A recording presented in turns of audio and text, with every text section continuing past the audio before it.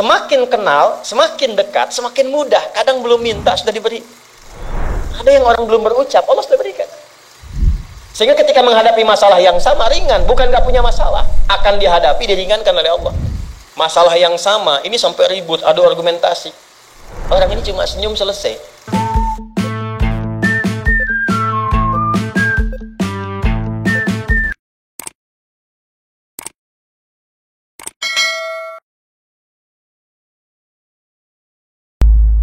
Nih Pak, indahnya begini Pak.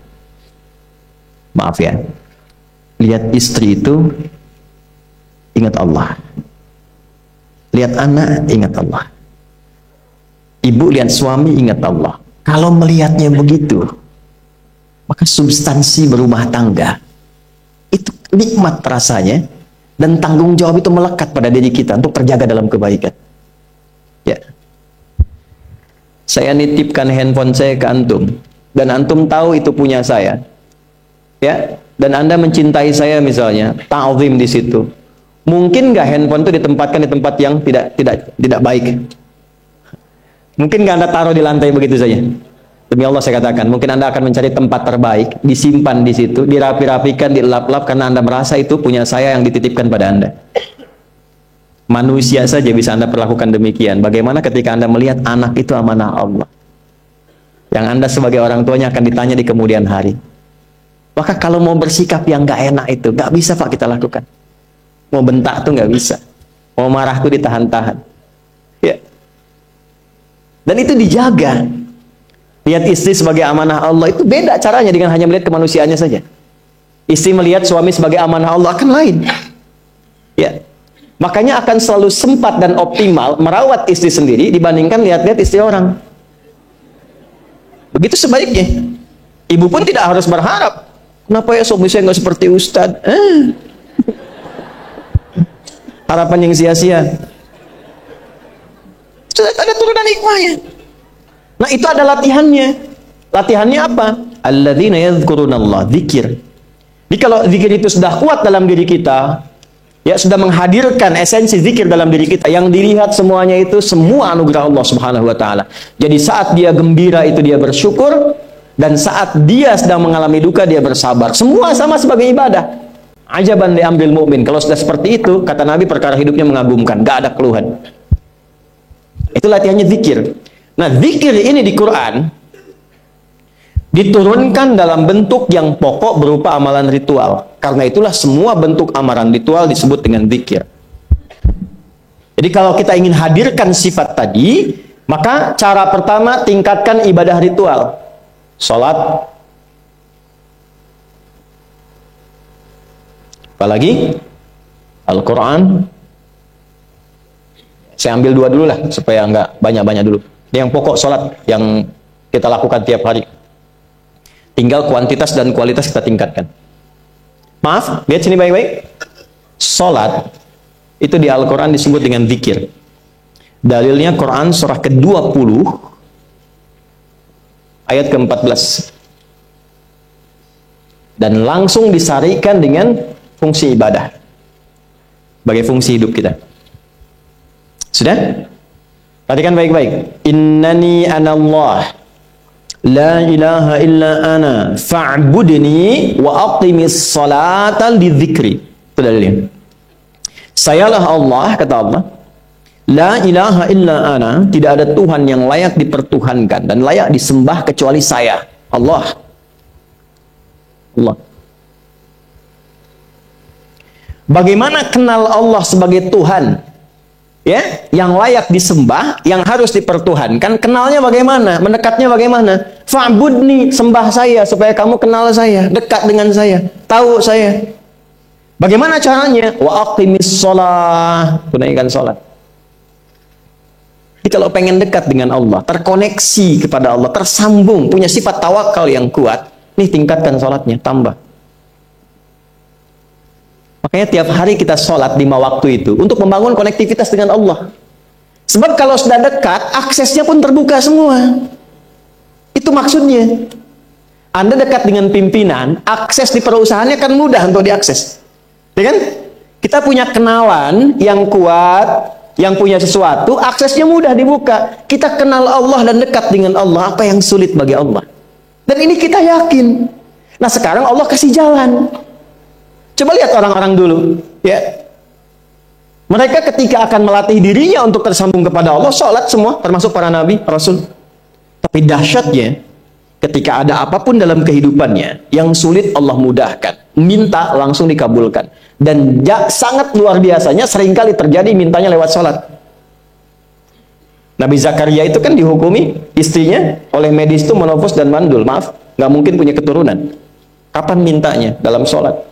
Mohon sama Allah. Dan itu dikabulkan. Dan diabadikan di Quran dengan surah yang sama, Ali Imran ayat 38 sampai 39. Hunalika da'a Zakaria rabbah qala rabbi habli min ladunka dzurriyyatan thayyibah innaka sami'ud du'a. Ya Allah, mereka mengatakan aku nggak mungkin punya keturunan. Mereka mengatakan istriku punya keterbatasan. Maka aku memohon kepadamu yang tidak punya batas dalam pemberian. Engkau yang maha mendengar. Kalau kepada yang maha mendengar doa saya tidak dikabulkan, mohon tunjukkan kepadaku lewat sholat ini ya Allah, dengan cara apa lagi dan kepada siapa aku mesti memohon. Itu nggak nunggu lama, permohonan selesai turun jawaban ayat 39-nya. Fanadatul malaikatu wa huwa qa'imun yusalli fil mihrab. Turun malaikat mengabarkan engkau dapat kabar gembira akan punya anak, langsung namanya dikasih Allah Yahya. Annallaha yubashshiruka bi Yahya.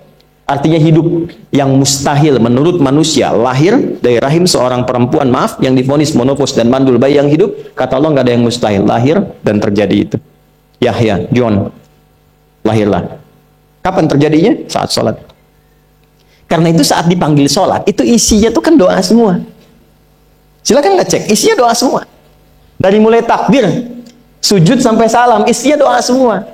Dan itu konektivitas kita dengan Allah, minta. Kapan itu bisa terkabul dengan cepat doanya? Kapan selesai urusan kita? Kalau koneksinya bagus.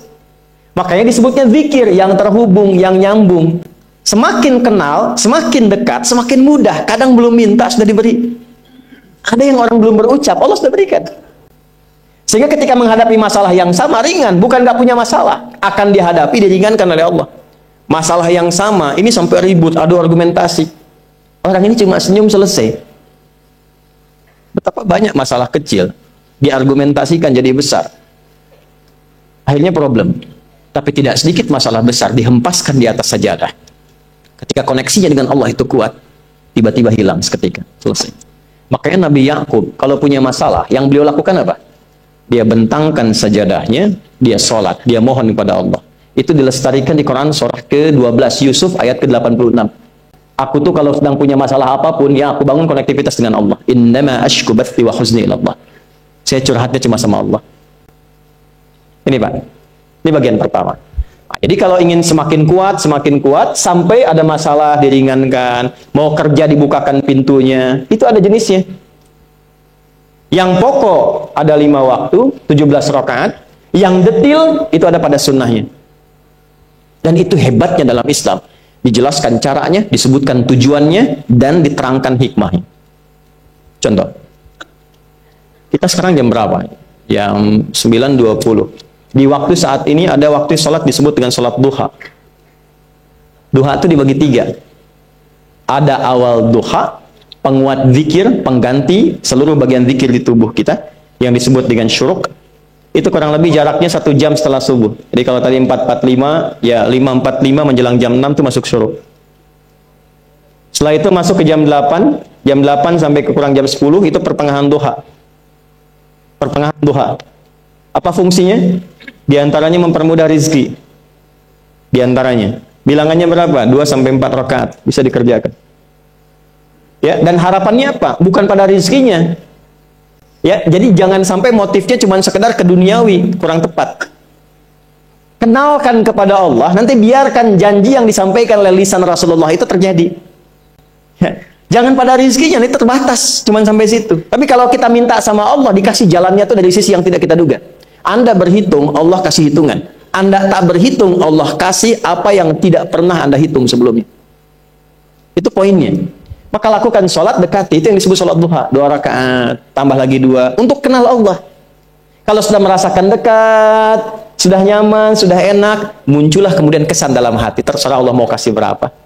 Yang penting sudah enak, sudah damai. Di titik itulah kemudian Allah limpahkan dari apa yang nggak pernah kita duga sebelumnya.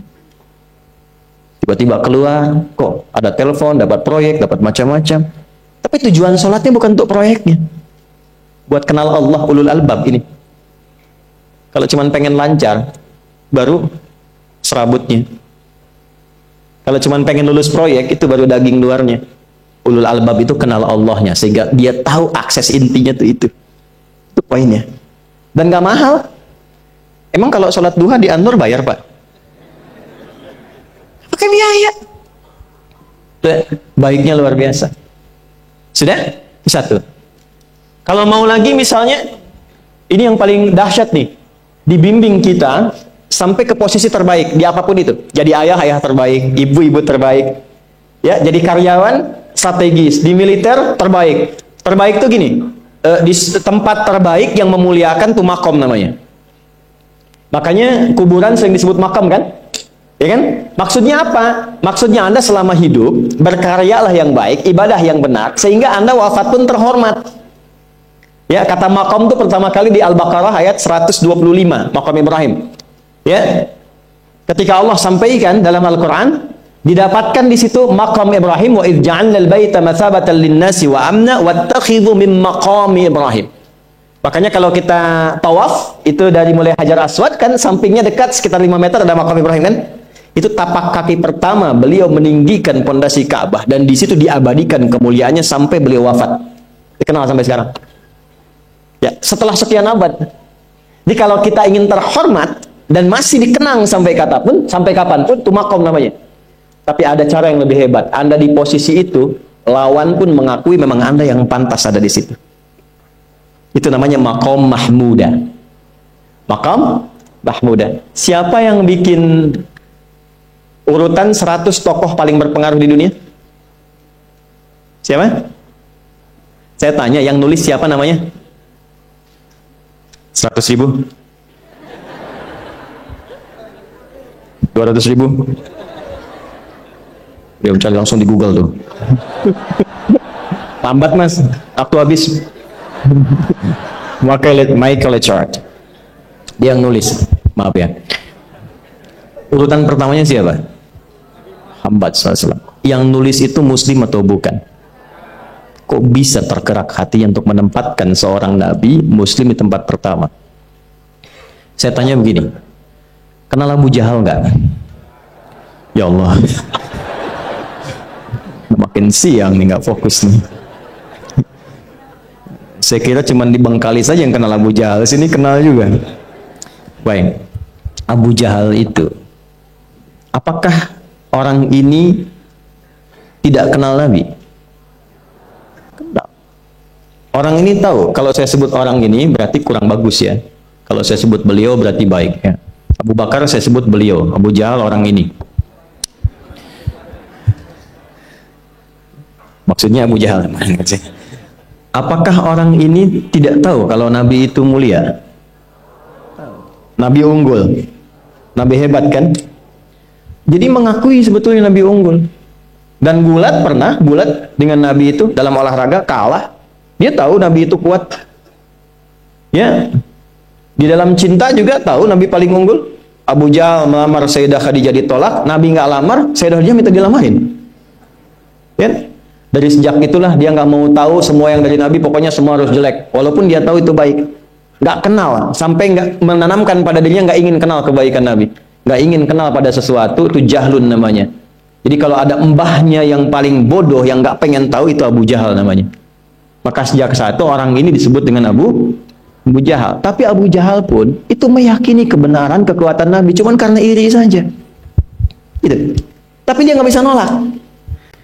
Menilai seseorang di tempat terbaik yang kita nggak bisa nolak dan mengakui memang dia orang yang terbaik, itu namanya makom mahmuda. Tahukah Anda? Jalan untuk mencapai makom mahmuda itu nggak akan mungkin kita dapatkan kecuali mendekati yang punya semua makom, yaitu Allah Subhanahu wa Ta'ala. Dan jalannya lewat sholat. Itu lewat sholat. Tapi karena ini levelnya istimewa, tingkat tertinggi, ya prajurit pengen jadi komandan terhebat yang diakui, nggak ada orang nyoal. Di kepolisian pengen jadi pimpinan yang baik dan semua mengakui sehingga nggak ada yang nyoal. Di perusahaan pengen jadi pimpinan yang ideal, ya semua mengakui, nggak ada yang nolak. Itu maqam mahmudah. Jalannya apa? Ternyata nggak pakai uang, nggak pakai koneksi-koneksi yang tidak jelas. Koneksinya dibangun dengan Allah sehingga Allah melembutkan hati semua orang itu untuk menetapkan dia yang terbaik. Salat. Karena levelnya tinggi, dinaikkan dari sekedar salat fardu. Ditempatkan di waktu yang tidak biasa. Butuh pengorbanan, butuh perjuangan. Namanya tahajud. Turunlah Quran surah ke-17 ayat 79 sampai 81 itu. Quran surah 17 ayat 79 sampai 81. Ini poinnya. Wa minal laili fatahajjad bihi nafilatan laka asa ay yab'athaka rabbuka maqaman. Ini kan terjadi keanehan kan, ironinya. Anda pengen sukses, pengen tertinggi, Anda tahu Allah penentunya, Anda tahu Allah yang punya rizki, Allah punya kekuasaan, tapi Anda nggak mendekati Allah. Terus yang dipakai cara-cara salah, kenapa harus korupsi? Kenapa harus nyogok? Kalau SK-nya nggak Allah tetapkan, nggak akan turun juga. Dan sudah hukum, kalau ayah berbuat maksiat, itu anak istri pasti kena. Itu udah hukum. Makanya saya mohon deh, ya para ayah itu kalau mencari nafkah, cari yang benar. Kasihan anak Anda yang di SD, harus berhenti sekolah. Maaf, bukan anak Anda, maksudnya anak orang lah. Kenapa harus korupsi? Maka ketika ada tawaran sogokan yang nggak bagus, tuh yang dibayangkan tuh itu bukan cuma proyek jalan dapat uang banyak, tuh anak-anak tuh bahaya. Ke sekolah disebut anak koruptor, sedih. Istri nggak sanggup keluar belanja. Tuh pikirkan, itu sudah hukum. Sudah hukum. Anak juga begitu. Kalau mau berperilaku, ingat orang tua. Sebab ketika tidak baik, orang tua pasti kena. Anak di sekolah berantem, yang dipanggil siapa? Orang tuanya. Itu selalu terikat. Di rumah tangga itu selalu begitu. Karena nafas itu terikat. Semua saling mengikat. Babnya itu jelas. Nah, balik ke sini. Kalau ingin tingkat yang tertinggi, dekati pemiliknya Allah. Ini. Makanya tuh harus punya itu. Itu ringan kalau sudah punya itu tuh Allah. Saya punya Allah. Kita mau apa? Takut hidup. Nabi ditodong pakai pedang. Siapa yang menyelamatkan Muhammad sekarang? Ringan Nabi jawab, Allah. Jatuh pedang. Dibalik, kamu siapa yang menyelamatkan kamu? Bingung. Dan punya Allah itu luar biasa. Nah, ini yang harus tanamkan pada jiwa. Punya Allah sebagai Tuhan. Kalau sudah dekat, kenal, baik dengan itu, akses mudah semua. Dan yang paling indah itu apa? Menerima apa yang Allah tetapkan. Hari ini nggak dapat, alhamdulillah. Saya masih dikasih jalan. Alhamdulillah, besok belum dapat. Ada akumulasi, paham? Paham. Nah, itu nggak mungkin bisa dapat rasa itu. Salah satunya, ikhtiarnya apa? Nih, tahajud. Dan hebatnya kenapa sholatnya disebut tahajud? Tidak disebut sholat hajat. Ada hajat, ada tahajud, beda. Hajatun, hajada, hajadun, ada tahajjada ya tahajud, tahajud, beda. Tahajud, tunggu situ aja. Ini sengaja nggak saya hapus nih. Mana staf saya? Oh. Foto nih ya. Saya hafal insyaallah. Tahajud. Asalnya dari kata hajada, begini ya. Ha, jim, dal. Ditambah ta di depannya, lalu ada tasydid sebelum akhirnya. Nih. Ini akarnya 3 huruf, ha, jim, dal. Hajada itu asalnya bangun dari tidur malam. Tidur dulu, lalu bangun setelah itu. Itu hajada. Pelan-pelan. Paham sampai sini? Kita teruskan. Kalau kita ingin berusaha untuk bangun, mengoptimalkan diri untuk bangun, maka tambahkan tak di depannya. Berusaha untuk mendapatkan atau mencapai sesuatu. Kalau yang kita akan lakukan itu tidak mudah, nggak gampang bangunnya, sehingga butuh rencana, butuh persiapan, ya kan? Maka tambahkan tasydid sebelum huruf akhirnya. Dari kata syiddah, apa yang mau dikerjakan ini nggak mudah. Memang pengen bangun itu jam 3. Tapi kan nggak tiba-tiba ujuk-ujuk bangun jam 3, belum tentu. Ya kan? Kita harus rencanakan dulu supaya bisa bangun. Saat bangun tuh siap, bukan cuman bangun. Bangun jam 3, salatnya setengah 5, ya kan jauh. Maka untuk bangun jam 3 itu butuh persiapan, nih syiddah. Maka rencanakan, pasang alarm 3 kali. Misal yang ikhtiarnya jam 2, jam 2.15, jam 2.30. Alarm jam 2 untuk mematikan alarm yang kedua. Gitu kan? Yakin saya, Anda kalau pasang alarm malam tuh nggak satu, yakin? Bangun, ceklek, mati. Minimal ingat akan ada alarm berikutnya kan?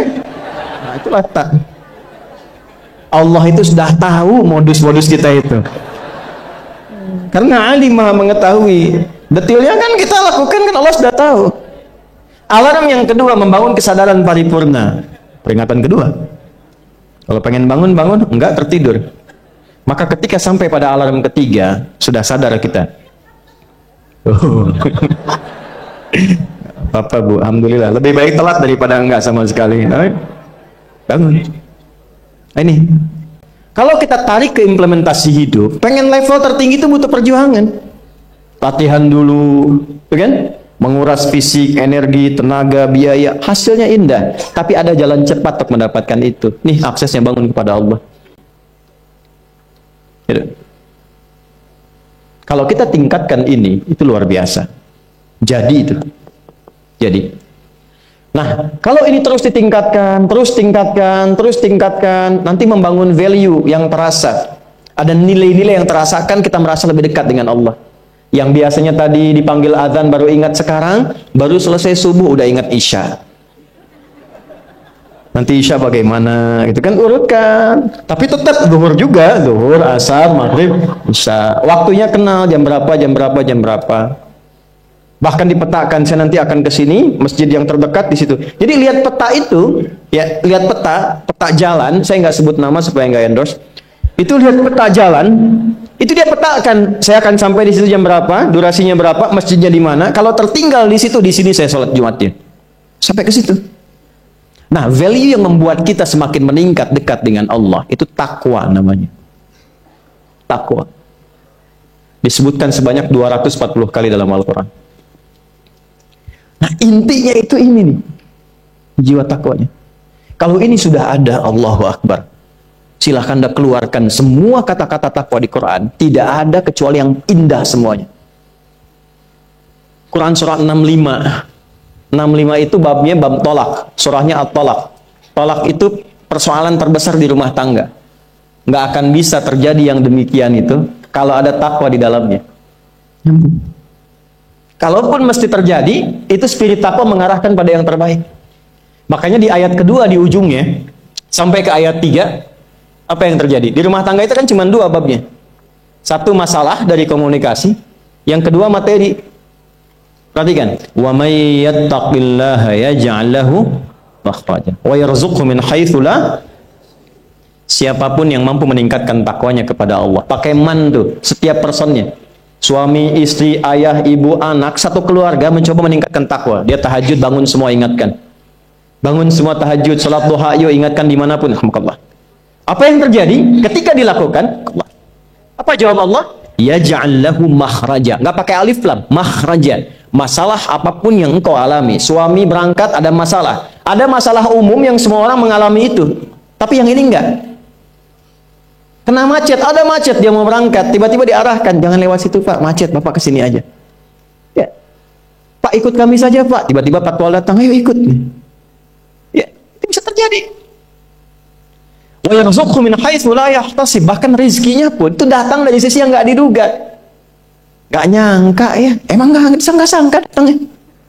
Ya, habis sholat, tiba-tiba telepon masuk, belum selesai proyek ini, ada permintaan itu.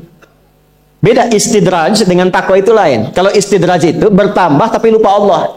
Hati-hati. Proyek nambah, sholat lupa. Hati-hati. Hati-hati ya. Pekerjaan menambah, omset nambah, tapi nggak pernah bisa ngaji. Nggak pernah mampu sholat. Hati-hati itu.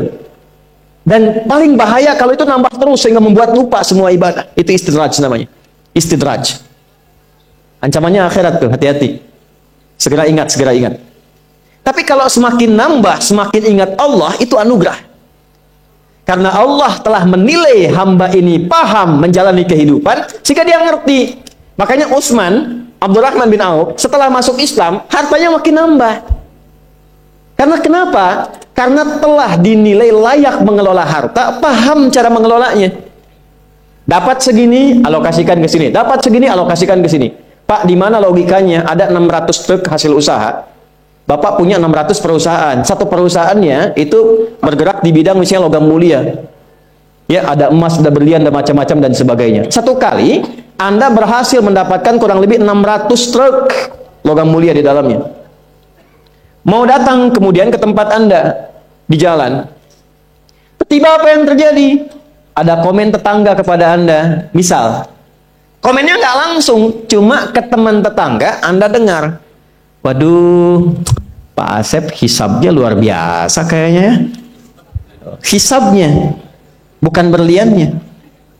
Hisabnya luar biasa, terus nyampe di telinga Anda. Kira-kira ketika mendengar itu respon Anda apa? 100.000? Bingung kan? Bingung. Lihat Abdurrahman bin Auf, jazakallahu khair. Datang 600 kafilah pakai unta. Isinya semua emas, berlian, perak, macam-macam. Heboh Madinah, bum bum bum bum bum bum bum. Tiba-tiba Sayyidah Aisyah komen radhiyallahu taala anha. Beliau kan yang terdekat dengan Nabi, satu istri Nabi SAW. Jadi kalau sedaring satu Nabi, ada yang komen, kita tuh cuman 3 sikapnya. Like, share, and subscribe.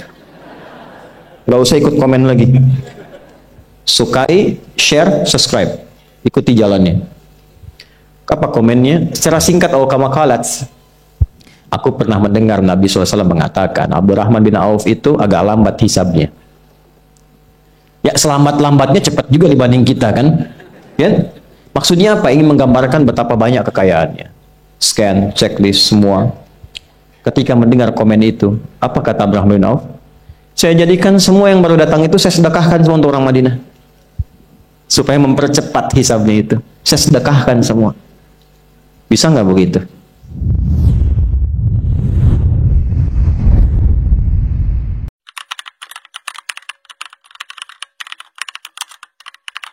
Channel 登録お願いね。